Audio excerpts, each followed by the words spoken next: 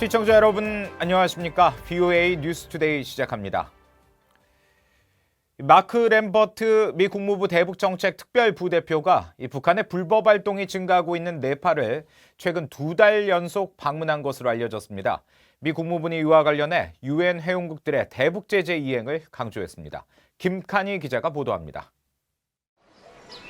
네팔 현지 언론들은 마크 램버트 미 국무부 대북 특별부대표가 지난달 카투만두를 방문해 네팔에서 이뤄지는 북한의 불법 활동에 대한 우려를 표명했다고 보도했습니다. 램버트 부대표는 지난 6월에도 네팔을 방문해 당국자들과 만난 바 있습니다. 현지 언론의 보도대로라면 램버트 부대표가 2달 연속 네팔을 찾아 북한 관련 문제를 논의했다는 겁니다.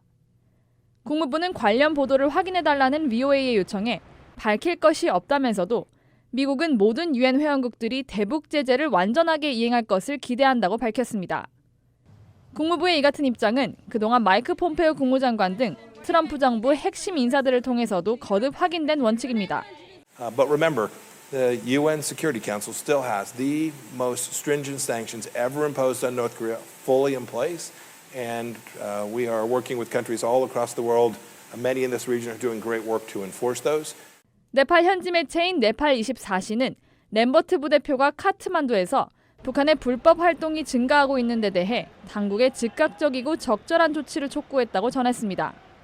그러면서 북한이 네팔을 사이버 범죄와 금밀수, 돈 세탁 등의 중개지로 활용하고 있다고 지적했습니다.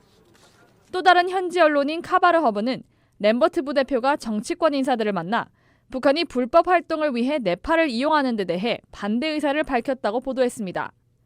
이 매체는 북한 국적자들이 현지에서 관광비자나 상용비자를 갖고 주로 식당에서 일을 하다가 비자가 만료돼도 노동 허가증 없이 불법 체류한다고 지적했습니다. 특히 지난 4월에는 6명의 북한 해커가 카트만두의 한 주택가 아파트에 거주하면서 세계은행 등 금융기관을 겨냥한 사이버 공격을 벌인 것으로 알려졌습니다.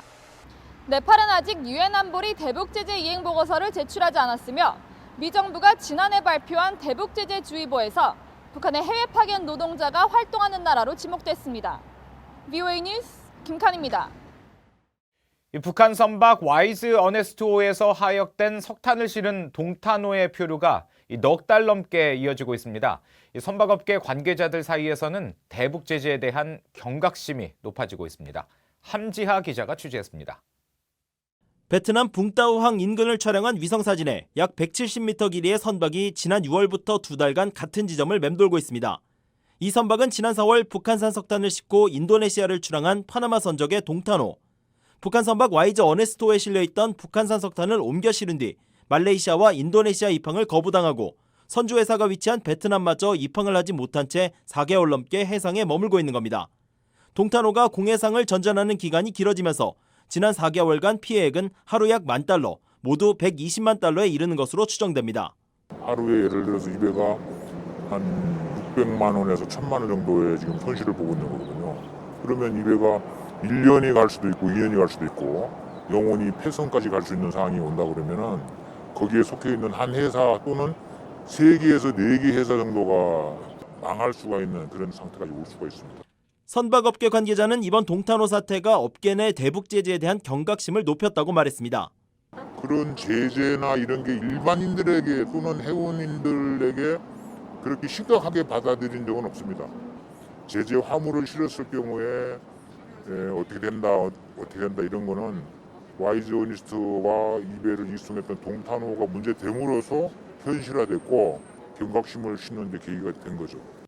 미국 정부는 이미 지난해부터 해운업계에 의도치 않게 대북 제재 위반 행위에 가담하지 않도록 주의를 환기시켰습니다. As UN Security Council members, we must convey to the captains of these ships, to their owners, and anyone else involved in these transfers, we are watching them, and that they must cease their illicit activity. 재무부도 북한 해상 활동에 대한 주의보를 통해 제재 위반 행위에 연루될 경우 초래될 잠재적인 결과를 경고했습니다.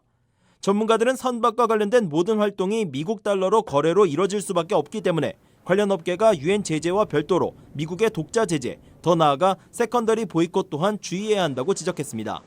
VOA 뉴스 함지아입니다. 싱가포르 소재 중국 기업이 북한에 43만 달러가 넘는 주류를 납품한 혐의로 재판에 넘겨졌습니다. 이 회사는 미국에 이미 대북 제재를 위반한 기업으로 지목한 바 있습니다. 김영교 기자가 보도합니다. 싱가포르 당국이 기소한 업체는 중국 다롄에 소재한 썬문스타 국제물류 무역회사의 싱가포르 자회사 신SMS입니다.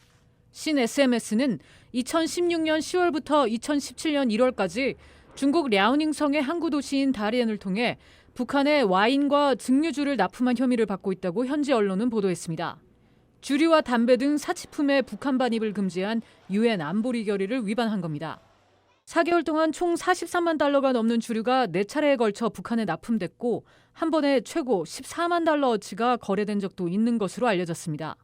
이 회사는 앞서 지난해 8월 모 회사인 썬문스타와 함께 대북 제재를 위반한 회사로 지목돼 미국 재무부의 제재 명단에 추가된 바 있습니다. 당시 재무부는 이 업체들이 가짜로 꾸민 문서를 이용해 주류와 담배 관련 제품의 수출 등 불법적인 대북 운송에 관여했다고 밝혔습니다. 특히 신SMS의 경우 중국 다롄과 북한 남포 간 화물 운송과 관련해 자사를 통해 제재를 회피하는 방법 등을 제공했다는 게 재무부의 설명이었습니다. 2006년 북한이 첫 핵실험을 한 이후 UN 안보리가 채택한 대북결의 1718호를 시작으로 북한의 사치품 수입은 여러 차례에 걸쳐 국제사회의 제재 대상이 됐습니다. 싱가포르 법원은 신SMS의 주류 북한 납품과 관련해 다음 달 추가 심리를 열 예정입니다. 혐의가 사실로 드러날 경우 신SMS는 72만 달러의 벌금을 물게 됩니다. 싱가포르는 지난해에도 북한과 사치품을 거래한 자국민과 업체를 사법 처리한 바 있습니다. VOA 뉴스 김연경입니다.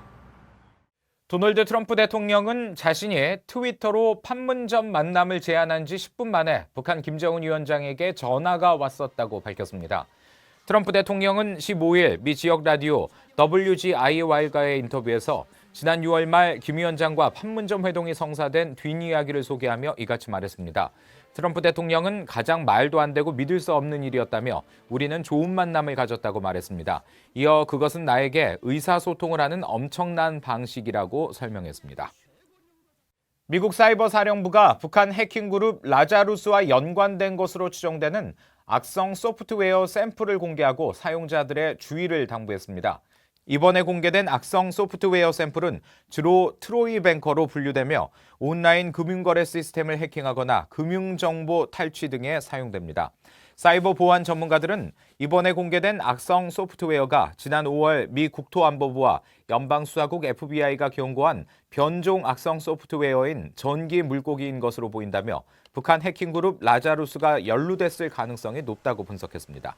라자루스는 지난 2014년 미 소니 영화사 해킹 사건과 2016년 방글라데시 중앙은행 해킹, 또 2017년 워너크라이 랜섬웨어 유포 사건 등에 연루된 북한의 대표적인 해커 조직으로 알려져 있습니다. 지난해 1월부터 올해 3월까지 모두 57명의 북한 국적자가 미국 비자를 받은 것으로 나타났습니다. 미 국무부가 북한 등 8개 나라 국민들의 미국 입국을 금지하거나 제한하는 대통령 포고령 이행과 관련해 최근 공개한 보고서에 따르면 이 기간 79명의 북한 국적자가 미국 비자를 신청했습니다. 이 가운데 57명의 미국 입국이 허용됐고 나머지 22명은 비자 발급이 거부됐습니다. 비자를 받은 사람들 가운데 약 90%인 51명은 미국 내 국제기구에 근무하는 비수교국 정부대표와 직계가족에게 발급되는 비자를 받았습니다. 또 한 명은 유엔을 포함한 국제기구 직원과 직계가족에게 발급되는 비자를 받았습니다. 이 밖에 나머지 5명에게는 사업이나 관광 목적으로 단기간 미국 입국이 가능한 비자가 발급됐습니다. 2017년 10월 18일부터 발효된 대통령 포고령 9645호는 지난해 4월 차들을 대상에서 제외했을 뿐 북한 등 7개 나라에 대해서는 여전히 효력을 발휘하고 있습니다. 도널드 트럼프 대통령과 북한 비핵화와 관련된 정보 등으로 갈등을 빚었던 댄 코츠 미 국가정보국 DNI 국장이 15일 사임했습니다. 앞서 트럼프 대통령은 지난달 말 자신의 트위터를 통해 코츠 국장이 8월 15일 사임할 것이라며 미국을 위한 그의 위대한 봉사에 대해 감사하고 싶다고 말했습니다. 트럼프 대통령은 코츠 국장이 지난 1월 의회 청문회에서 북한이 핵무기를 포기할 가능성이 없다고 증언하자 미북 관계는 역대 최고라며 정보기관 수장들을 향해 학교나 다시 가라고 혹독하게 비판한 바 있습니다. 트럼프 대통령은 앞서 존 레트클래프 하원 의원을 코츠국장의 후임자로 지명했다 닷새 만에 철회한 뒤 조지프 맥콰이어 국가 대테러센터장을 D&I 국장 대행으로 임명했습니다. 이상으로 VOA 뉴스투데이 마칩니다. 함께해 주신 여러분 고맙습니다.